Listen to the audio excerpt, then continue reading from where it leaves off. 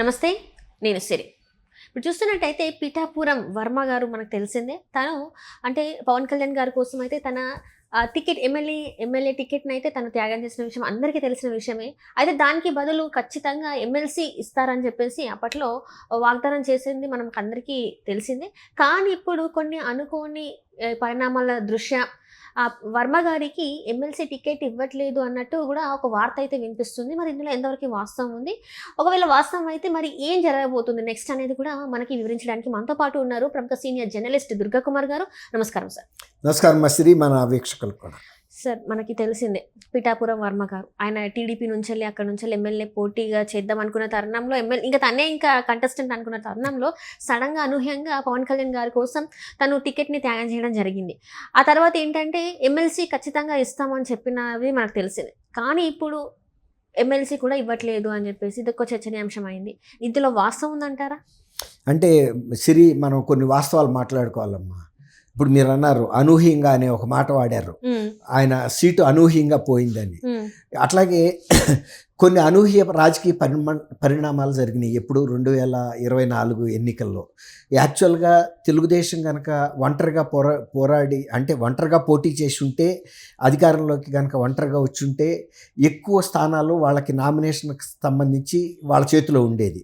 కానీ కూటమిగా ఏర్పడి 3 రాజకీయ పార్టీలు సమిష్టిగా పోటీ చేసినప్పుడు కొంత పర్సంటేజ్ ఆఫ్ ఇట్లాంటి ఎమ్మెల్సీ లాంటి పదవుల్ని, లేకపోతే చైర్మన్ పదవులు కానీ, లేకపోతే మార్కెటింగ్ కమిటీ పదవులు కానీ, లేకపోతే దేవస్థానాలకు సంబంధించిన చైర్మన్ పదవులు లాంటి ఏవైనా సరే నామినేటెడ్ పోస్టుల్ని 3 పార్టీలు పంచుకోవాల్సి వచ్చింది. సమానంగా కాకపోయినా కొంత భాగం ఇవ్వాల్సి వచ్చింది.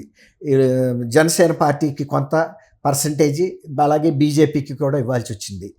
అట్లాంటి పరిస్థితుల్లో అప్పుడు నిజంగా ఈయన పేరు ఏంటంటే శ్రీ వత్సవాయి సత్యనారాయణ వర్మ. ఈయన పిఠాపురం అంటే పిఠాపురం అంటేనే వర్మ గారు, వర్మ అంటే పిఠాపురం అంటే పర్యాయ పదాలుగా ఉన్నారు. పిఠాపురం అంటే వర్మ గారితో అంత ఐడెంటిఫై అయిపోయాడు. ఆ నియోజకవర్గంతో వర్మతో పిఠాపురం. కానీ ఆయనకి సహజ కవచకుండలాగా వచ్చింది ఆ పేరు పిఠాపురంలో. అంత మంచి పలుకుబడి కూడా ప్రజల్లో ఉంది. నీటిపారుదల శాఖ మంత్రి నిమ్మల రామానాయుడు గారు పాలకొల్లో ఎంత పాపులరో, పిఠాపురంలో కూడా మన ఈ వర్మ గారు సత్యనారాయణ వర్మ అంత పాపులర్. అయితే అనూహ్యమైన పరిస్థితుల్లో మీరు అన్నట్టుగా ఆ సీటు పవన్ కళ్యాణ్ గారు కోరుకున్నాడు. అందులో ఆయన జనసేన పార్టీ అధ్యక్షుడు, కూటమి ఏర్పాటులో కీలక సూత్రధారి. అప్పుడు తెలుగుదేశం ఏం చేసిందంటే నిజానికి అయిష్టంగా అయినా కూడా వర్మ గారిని ఆపాల్సిన పరిస్థితి వచ్చింది. అప్పుడు వాళ్ళు అంతర్గతంగా ఆయనకి చెప్పారని చెప్తున్నారు, ఎమ్మెల్సీ ఇచ్చి మంత్రి పదవి కూడా ఇస్తాము మీరు చేసిన త్యాగానికని. కానీ మొన్న ఎమ్మెల్సీ పదవులు కూడా ఈయనకి రాలేదు. అంటే రకరకాల సామాజిక కారణాల మూలన ఇతర పార్టీలో పంపకాలు నేను చెప్పినట్టు. ఇప్పుడు అనూహ్యంగా అక్కడ నాగబాబు గారు వచ్చాడు. మళ్ళీ పవన్ కళ్యాణ్ గారు అన్నగారే అక్కడ. పవన్ కళ్యాణ్ కోసం ఈయన ఇక్కడ త్యాగం చేస్తే, ఈ త్యాగం చేసిన వ్యక్తికి రాకుండా పవన్ కళ్యాణ్ అన్న అయిన దీనికి నాగబాబు గారికి ఇచ్చారు. మరి నాగబాబు గారు అయితే అంతగా పెద్ద కూటమిలో అంత యాక్టివ్ పర్సన్ కాదు. ఆ రోజు కూడా ఈయనే మెయిన్గా పవన్ కళ్యాణ్ ఎక్కువ ప్రొజెక్ట్ అయ్యాడు. ఆ తర్వాత నాదెళ్ల మనోహర్ గారు, ఇంకా చాలామంది ప్రొజెక్ట్ అయ్యారు. అయితే మరి వాళ్ళ కుటుంబంలో అంతర్గతంగా ఉన్న అంశాలు, ప్రేమలో మరి వాళ్ళ బంధాలు ఎలాంటివి మనకు తెలియదు.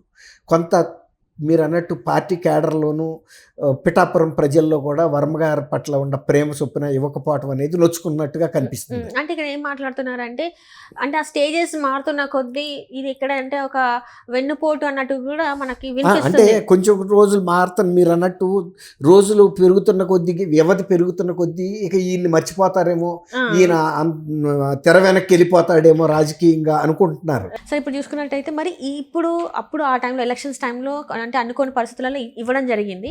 మరి ఇప్పుడు ఏంటి సార్, మరి నెక్స్ట్ ఒకవేళ వర్మ గారికి ఏదైనా ఇవ్వాలి అనుకుంటే ఏ పొజిషన్ ఇచ్చే అవకాశం ఉందంటారు? ఇప్పుడు ఇది ఎట్లా ఉంటుందంటే అమ్మా, మీరు అన్నట్టు స్థానిక ప్రజలు నొచ్చుకుంటున్నారు, తెలుగుదేశంలో కార్యకర్తలు నాయకులు కూడా నొచ్చుకుంటున్నారు. అయితే ఇప్పుడు ఏంటంటే ఎప్పుడైనా ఈ వర్మ గారికి ఏదో ఒక రూపంలో ఒక చైర్మన్ లాంటి పోస్టులు ఇవ్వాలి అనుకుంటే ఇచ్చేస్తారు. కానీ మొన్న వచ్చిన పరిస్థితులు ఎట్లా వచ్చినాయి అంటే అది ఊహించలేకపోయారు ఎవరు.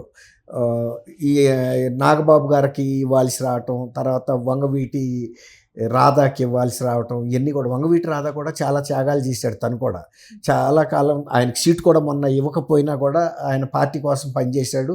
ఒక సామాజిక వర్గాన్ని ప్రభావితం చేయటంలో ఆయన పాత్ర ఉంది. కాబట్టి ఆయన ఇప్పుడు కొడాలి నాని లాంటి వ్యక్తులు ఆయనకి స్నేహితులైనా కూడా, అవతలు ఉన్నా కూడా తను దేనికి కూడా ప్రలోభాలకు లొంగల. తర్వాత ఎక్కడ బయట పార్టీకి వ్యతిరేకంగా కూడా మాట్లాడలేదు. అదనమాట. ఇప్పుడు ఏదో ఒక సినిమాలో బిల్హారీ గణపతి శాస్త్రి అని చిరంజీవి గారికి ఒక టైటిల్ ఉండేది. ఆ టైటిల్ని తీసేసి గణపతి శాస్త్రిగా మిగిలినప్పుడు అది రుద్రవీణ అనే ఒక సినిమాలో. అట్లాగే పిఠాపురం సత్యనారాయణ వర్మకు కూడా పిఠాపురం వర్మ అనే పేరు. అది ఆయన త్యాగం చేయాల్సి వచ్చింది. ఎప్పుడైతే ఇప్పుడు తగ్గిపోయింది, ఆ పాపులారిటీ తగ్గింది. ఎందుకంటే పిఠాపురం నుంచి ఎమ్మెల్యే పవన్ కళ్యాణ్ అయిన తర్వాత ఇంకా పిఠాపురం వర్మ అనేది క్రమేపీ మర్చిపోయారు జనం. అట్లా ఒక రకంగా ఆయన కొంత సెంటిమెంటల్గా కూడా, నైతికంగా కూడా కొంత ఇబ్బందికరమైన పరిస్థితి అయితే ఎదుర్కొంటున్నాడని చెప్పాలి. కానీ చంద్రబాబు నాయుడు గారు ఎప్పుడు ఏ అవకాశం ఉన్నా వర్మ గారు లాంటి వాళ్ళని, ఉమా దేవినేని ఉమా ఇట్లాంటి వాళ్ళు కొంతమంది ఇంకా ఉన్నారు నిజంగా పార్టీ కోసం త్యాగం చేసిన వ్యక్తులు. అలాంటి వాళ్ళకి ఏదో ఒక రూపంలో అయితే చేస్తారు. ఇప్పుడు మొన్న ఉమా గారికి కూడా ఇస్తారనుకున్నారు, కానీ కృష్ణా జిల్లా నుంచి ఎన్టీఆర్ జిల్లాలో మరి అది వంగవీటి రాధా అంటే రంగా గారి అబ్బాయి వెళ్ళిపోయింది. కొన్ని జరిగినాయి. కాబట్టి ఒక తెలుగుదేశం పార్టీ మొదటి నుంచి ఒక భావన ఏంటంటే ఈసారి మనం పదవులకి కొంత త్యాగం చేయాల్సి వస్తుంది అని చంద్రబాబు నాయుడు గారు ముందు నుంచి కూడా చెప్తా వచ్చాడు.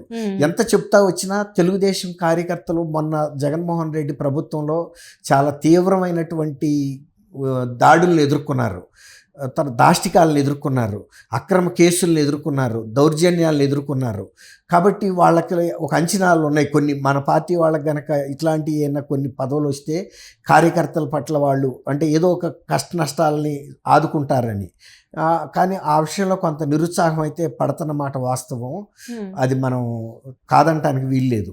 పిఠాపురం వర్మ గారికి కూడా మరి కొంచెం మనసులో బాధ కలిగే విషయమే, స్థానిక ప్రజలకు కూడా బాధ కలిగే విషయం. అంటే చాలా కాలం నుంచి అక్కడ ఎమ్మెల్యేతో మమేకమయ్యాడు, ఖచ్చితం అది కరెక్ట్. పిఠాపురం ప్రజలతో మమేకమయ్యాడు కాబట్టి ప్రజలకు కూడా ఆయన పట్ల ఒక సానుభూతి ఉంది. అంటే ఇప్పుడు ఏంటంటే సార్, ఏదున్నా కూడా ప్రజలకు ఏదైనా ఇబ్బంది ఉంటే అన్ని రోజుల నుంచి అక్కడ ఉన్న వ్యక్తి, మన అనుకున్న వ్యక్తి దగ్గరికి చాలా ఈజీగా యాక్సెస్ ఉంటుంది మనకి. ఇప్పుడు ఏంటంటే పవన్ కళ్యాణ్ గారు ఇప్పుడు 5 శాఖలకి మంత్రిత్వంగా మనం వ్యవహరిస్తున్నారు. ఇంకొకటి ఇది ఏంటంటే కొత్త అయిపోయేసరికి వెళ్ళాలా వద్దా, అసలు ఎలా ఉంటుంది అనేది కూడా కొంత ప్రజలు ఆలోచిస్తూ ఉంటారు. ఇంత ఫ్రీనెస్ ఉండదు కదా. సో వాళ్ళు కూడా ఇంత ఏదైనా ఒకటి వస్తే బాగుండని చెప్పేసి వాళ్ళు కూడా అనుకుంటున్నారు. మరి రానున్న కాలంలో అది అయ్యే అవకాశం ఉందా, లేకపోతే ఏంటి కొంత విరామం తీసుకుంటారా? మరి విరామం తీసుకోవాలని ఆయన కోరుకోవట్లేదు. ఆయన యాక్టివ్ పాలిటిక్స్ లో ఉండాలనుకుంటున్నాడు. తను చేసిన త్యాగానికి కూడా ఏదో ప్రతిఫలం వెంటనే ఆశించట్లేదు. కానీ ప్రజల్లో ఇప్పుడు మీరు అన్నట్టు వర్మ గారు కనుకుంటే ఇంటి మనిషి అన్నట్టుగా అందరికీ అలవాటు అయిపోయింది. అలాంటి ఆయనకి ఏదైనా ఇస్తే రేపు ఏ చిన్న కష్టమైన సుఖమైన వెళ్ళి చెప్పుకుంటారో ఆయన కూడా వీలున్నంతవరకు సహాయం చేస్తాడు. అది ప్రజల్లో కూడా ఆ భావన ఉంది పిఠాపురంలో. ఎందుకంటే సుదీర్ఘమైనటువంటి అనుబంధం ఉంది, ఒక తండ్రి బిడ్డల అనుబంధం లాగా. మీరు అన్నది వాస్తవం. థ్యాంక్ యూ అమ్మ శ్రీమన్.